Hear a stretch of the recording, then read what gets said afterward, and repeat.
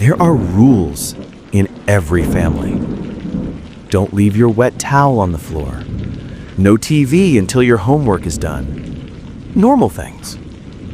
In my family, we had all of those, plus one more. One rule that was absolute, unspoken, and enforced with a silent, terrifying finality. You do not go into mom and dad's bedroom. It wasn't just a knock first situation. The door was always locked. I was never, ever, for any reason, allowed inside. Not to ask a question, not to retrieve a stray toy that had rolled under the door. That room was a fortress. And for my parents, I was an invader. And from as far back as my memory goes, I knew why. I wanted to go in. It was the knocking. It wasn't a constant sound. It was subtle. A soft rhythmic thump, thump, thump that you could only hear if you were standing in the hallway right outside their door. It came from inside, from the far wall of their room, the one that backed up against the old linen closet. I first noticed it when I was maybe 6 or 7. I thought it was the pipes, but the sound was too steady, too intentional. The curiosity of every child is a powerful force. A few times I found the door unlocked by mistake. I'd sneak in, the thick carpet muffling my footsteps. The room was always dim, the heavy curtains drawn. It smelled of my mom's faint lavender perfume and my dad's cedarwood aftershave. It was just a normal bedroom. A big bed, a dresser, a tall, imposing wooden wardrobe against the far wall. And when I got close to that wardrobe, the sound was clearer. Thump, thump, thump. It was coming from behind it, from inside the wall. I always got caught. It was like my mother had a sixth sense. I'd be in there for less than a minute and I'd hear her footsteps in the hall. The look on her face wasn't just anger. It was a deep, primal panic, a terror that made her features sharp and strange. The punishments were swift and severe. No TV, no friends, grounded for weeks. My dad would handle the lectures, his voice a low, cold monotone that was far scarier than yelling. There are places in this house that are ours, and ours alone. You will respect that, or you will find yourself respecting nothing at all. As a teenager, I tried a different approach and thought that direct confrontation will do the thing. I asked them at the dinner table one night, "Why can't I go in your room? And what's that knocking sound I always hear?" Silence. The clinking of cutlery on plates stopped. My dad slowly put his fork down and leveled a gaze at me that was as hard and cold as granite. My mom just stared at her plate, her knuckles white where she gripped her knife. "There is no knocking sound," my dad said, his voice dangerously quiet. "And you will drop this. This is the last time we will ever speak of it. If I mention it again, or if I found out you have tried to enter our room again, the consequences will be something you cannot begin to imagine. Am I understood?" I understood. I dropped it. But I never forgot. My mother's behavior only deepened the mystery. She was a good mom, loving in her own distant way. She went to work, she cooked, she cleaned, but any free time she had, she spent in that room. She'd disappear behind that locked door for hours on end. Sometimes I'd press my ear to the door and just listen. I never heard a TV or music, just a profound, heavy silence, occasionally punctuated by her soft humming a tune with no melody, or the faint sound of her whispering to someone that never whispered back. Now, I'm 21. I've saved up enough from my part-time job to finally get my own place, a tiny apartment across town. I'm leaving, and a single overwhelming thought has dominated my mind for weeks. It's now or never. I can't leave this house without knowing. This secret has been a silent third parent to me my entire life. A ghost at every family dinner, a shadow in every hallway. I have to cast the light on it before I go. I told my dad I was ready to move out. He was relieved. That's the only word for it. There was no sadness, just a weary sense of relief. He and my mom wished me luck, told me they were proud. I asked him one last time, my voice trembling slightly, "Dad, before I go, please, just tell me what's in the room." His face hardened instantly. The mask of the proud father fell away, revealing the cold, stern guardian of the secret. Your new life begins when you walk out that door. What is in this house is part of your old one. You will leave it behind. Do you understand me? You will leave it all behind. That was his final answer, and it was my final motivation. I spent my last night packing my bags, a hollow feeling in my chest. The next morning, I watched from my bedroom window as their cars pulled out of the driveway, one after the other, on their way to work. The house was finally mine. My heart was a frantic bird in my ribs. I walked to the kitchen, to the old ceramic cookie jar shaped like a smiling pig. It was where they'd always kept the spare keys. I reached inside, my fingers closing around a single, cold brass key. The key to their room. I stood before their door, the key trembling in my hand. It slid into the lock with a well-oiled click.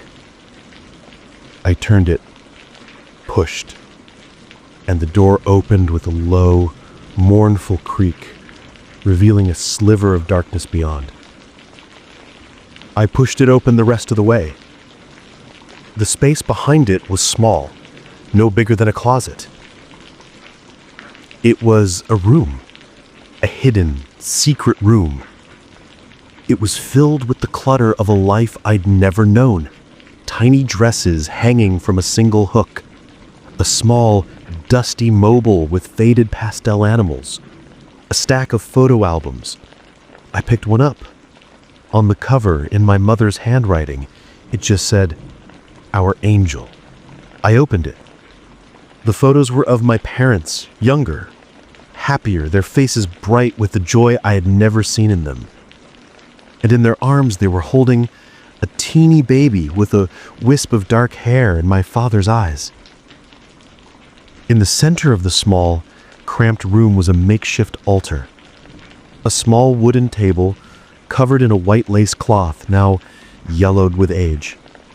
It was surrounded by dozens of candles, some new, some burned down to melted stubs of wax. And on the altar, lying on a small silk pillow, I saw it. It was the baby from the photos, but it wasn't a baby anymore. It was a thing. Its body was small, shrunken, and desiccated, mummified. Its skin was a pale, translucent parchment stretched tight over a tiny, bird-like skeleton. Its eyes were closed, its mouth a tiny black O in its shrunken face. It was horrific, a tiny, preserved corpse displayed like a holy relic. I felt a sudden, overwhelming urge to touch it. A pull, a need to connect with this impossible, tragic thing. I reached out a shaking hand and gently, so gently, laid my fingertips on its cold, dry forehead. And the world exploded. I saw visions Memories and pictures that are not my own all flooded my mind with the force of a tidal wave. I saw a sterile white hospital room, my mother sobbing, her face buried in my father's chest, a doctor with a grim face saying the words, "I'm so sorry. There was nothing more we could do. Your daughter is gone." I saw my parents in their bedroom, the one I stood in now. They were holding the tiny, still body of their daughter, wrapped in a hospital blanket.